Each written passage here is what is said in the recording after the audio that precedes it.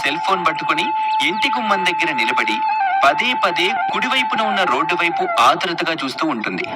వీడేంటి ఇంకా రావట్లేదు? ఒక గంటలో వస్తానని చెప్పి వెళ్ళిపోయాడు.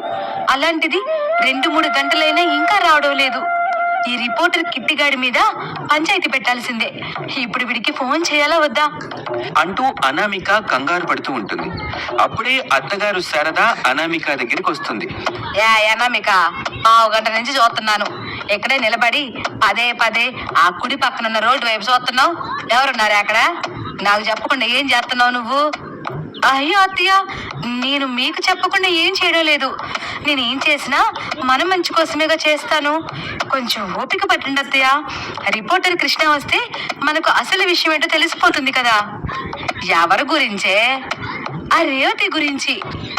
దాని గురించి మనం తెలుసుకోవడం ఏమిటే? అయ్యో అత్తయ్య, 2-3 నెలల క్రిందట రేవతి ఎలా ఉండేది, ఇప్పుడు ఎలా ఉంది? అప్పుడు మన దగ్గర పప్పు, ఉప్పు, పాలకూర, పచ్చడి మన దగ్గర అడుక్కొని తీసుకెళ్లేది. ఇప్పుడు మనం అడిగిన దానికంటే 2 నెలలు ఎక్కువ ఇచ్చే